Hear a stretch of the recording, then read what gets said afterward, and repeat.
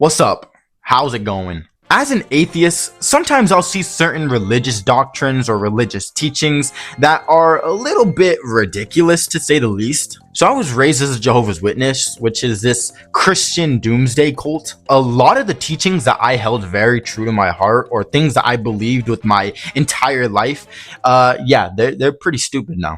But every now and again, I'll hear someone who is religious make a very good point, and honestly, that sparked an idea in my head. And that idea is today's video, where we're going to be taking one teaching from every major religion that even atheists like myself can appreciate. And so I figured, why not start off where I am most comfortable, with Christianity.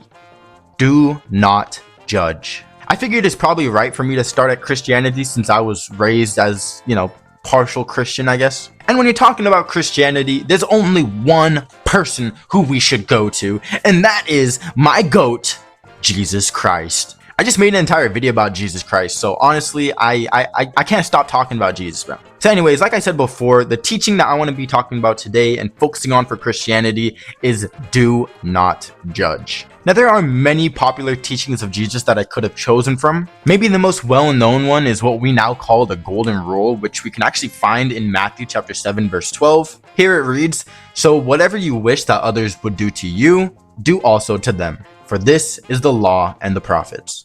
Now, I specifically picked this teaching from Christianity because I think it's a very important one for even Christians themselves to start, trying to do. Christians are supposed to be these all-loving, accepting people who treat everybody right, but more often than not, they are some of the most judgmental people I've ever met in my entire life. In the sect that I was raised, judgment and gossip and everyone just talking shit about each other was like so common. Now that I'm out of it, for the first time in my life, I actually know what it's like to be out of like a toxic, no gossip.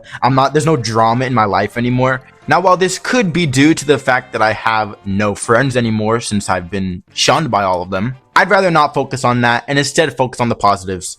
No more drama. It's beautiful, guys. But yeah, one scripture that specifically always stood out to me when reading the Bible is this one right here, Luke chapter 6, verses 41, where it says, "Why do you see the speck that is in your brother's eye, but do not notice the log that is in your own eye?"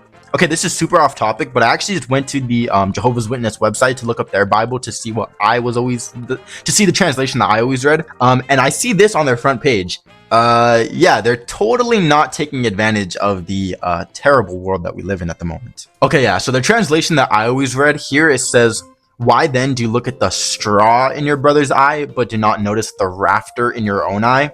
To me, this scripture is so beautiful, and honestly, it just makes so much sense too. I really appreciate this scripture because it's really just Jesus asking his audience how they could cast judgment on someone else when they themselves are imperfect as well. And not only are we all imperfect, but the scripture almost implies that the person who is casting judgment is more imperfect or maybe has greater sin.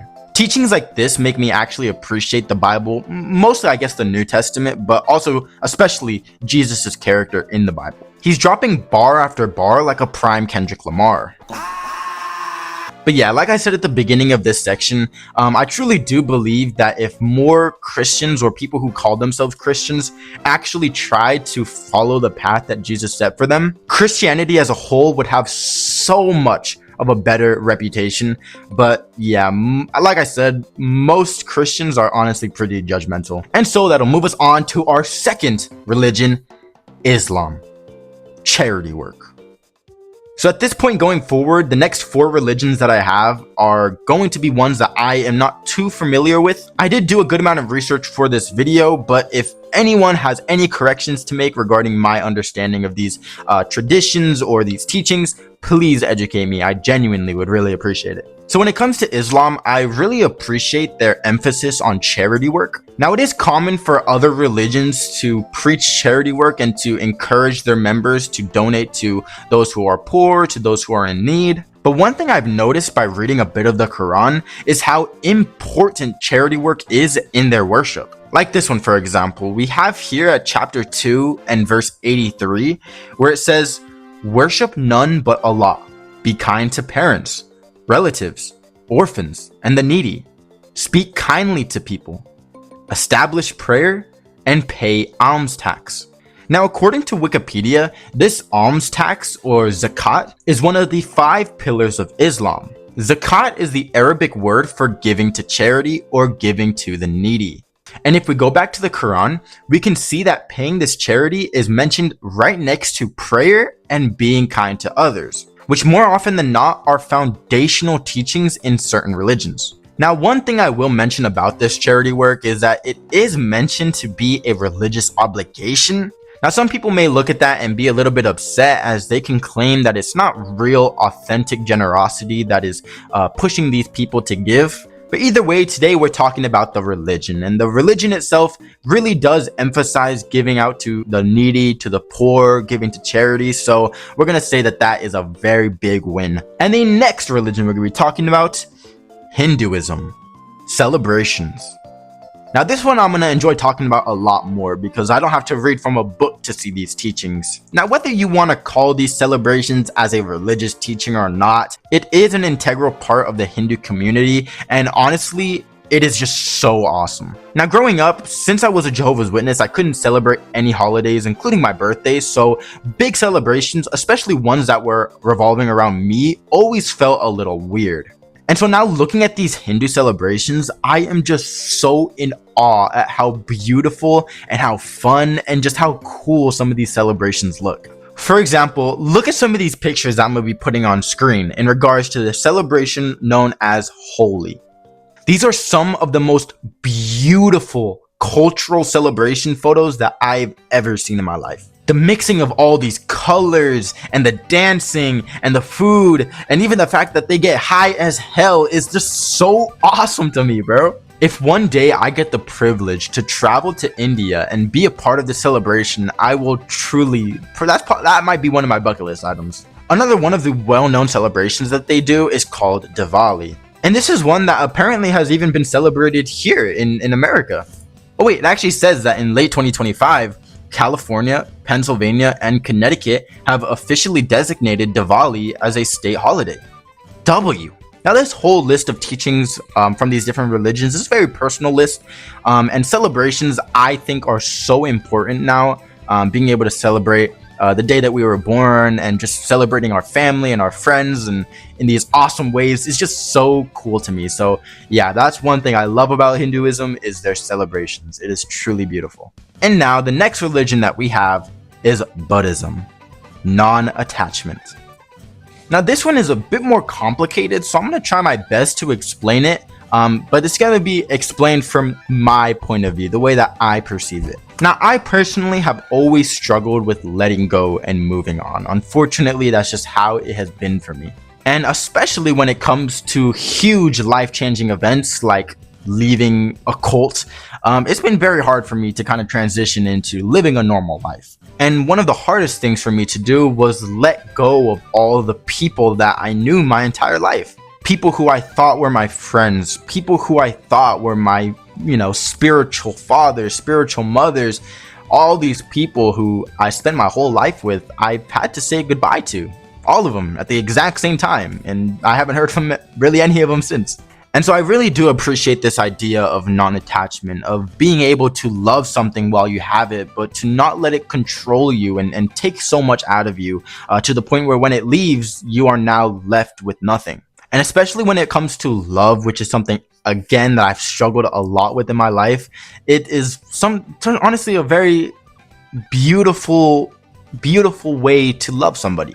To be able to love them so much that you want the best for them, you are rooting for them, you want them to do anything and everything that they possibly can, but you also have to understand that sometimes what would be best for them is not going to involve you. And so that idea of non-attachment is being able to root for that person every chance that you get while you have the ability to. But if they ever need to leave and you guys need to part ways, being able to say goodbye and almost still be able to be rooting for them, but you just don't need them in your life. I'm not too sure if that makes any sense. Sometimes I just be talking and saying things that to me make perfect sense, but to everyone else makes absolutely no sense at all. Anyway, Buddhism is one of the most fascinating belief systems I've personally come across. I can't wait to do more research into Buddhism because a lot of the teachings I think are very good and very helpful, especially when it comes to mental discipline. I probably will be making a video on Buddhism in the future, so I guess let that be said for now. And now we'll be moving on to our final religion of the day, Judaism. Doubt and questioning. Judaism is also another very fascinating belief system to me. I don't know too much about it just yet. I've seen a few South Park episodes, so I know a little bit about it. But while I was doing my research, one thing really caught my eye, and that was how Jews viewed doubts and questioning. Now, because I'm not too familiar with Judaism, I thought it would be nice to go to Reddit and pull some of the comments and the posts on there talking about doubts and questioning, as these people have a much better testimony than I can give. And overall, I think it would just be really nice to hear how those who are practicing Judaism actually view doubts and questioning. So on r/Judaism, we have this post here from 2 years ago asking, how is religious doubt expressed as a virtue in daily practices, rites, or prayers? And this awesome person put in the comments a really solid explanation of how they view doubts. They say in the comments, we are proudly descendants of a man who struggled with God. I'm not too sure why they didn't put the O in there. Actually, let me do some research. Okay, so Jewish tradition avoids writing or saying the name of God, often written as G-D in English, out of profound reverence and to avoid breaking the commandment against misusing or destroying a holy name. Super interesting. That's awesome. That's really cool. They have a lot of respect for the holy name, and so they choose not to say it. That is really cool. I actually really like that. Going on, they say this man was renamed to Israel, which means struggles with God. After that struggle, we call ourselves Om Yisrael. We are the people who struggle with God. I think perhaps doubting and struggling means something different in Judaism than Christianity though. When we doubt and struggle, we rarely use this to refer to disbelieving that God exists. Judaism rarely battles against the idea that God might not exist the way Christianity does. Instead, doubting and struggling in Judaism are more about arguing with God and each other about God.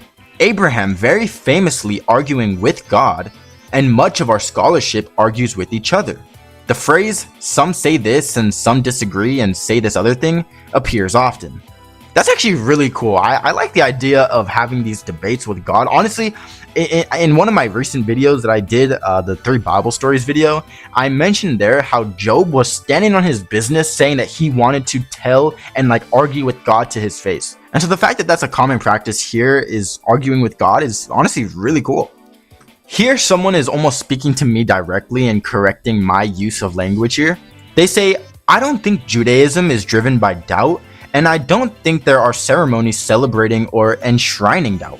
I think there's a big difference between doubt, which is destructive, and questioning, which is constructive. Maybe internal struggle rather than doubt? Struggle means something different than doubt. Judaism is a religion and it's driven by faith. Questioning leads one to explore, learn, and internalize ideas. Doubt is not questioning. Now, overall, I do think that doubt is what leads to people asking questionings in the first place. I guess it really just matters on what someone does with the doubt. Some people can start doubting and decide that it's just completely false, whatever it is that they doubt, and not care to learn actually what it's trying to say or if it's true or not. And other people have a little bit of doubt that causes them to want to learn more about what it is, whatever it is that they doubt. Either way, I found this super refreshing, as where I came from, having these doubts and questioning things was not seen as a good thing, and instead was seen as a really bad thing. If you ever had any doubts about what these big old men had to say, then you were viewed as bad. Even in some cases, they will refer to you as an apostate or an enemy of God. So overall, it's just refreshing to see how doubts, or maybe not fully understanding and asking questions, is seen as a somewhat good thing. So yeah, here's the song of the day. Like I said, I appreciate taking up any time, if there was any time spent with me. Thank you. Either way, as always, never stop learning. I'll see you later.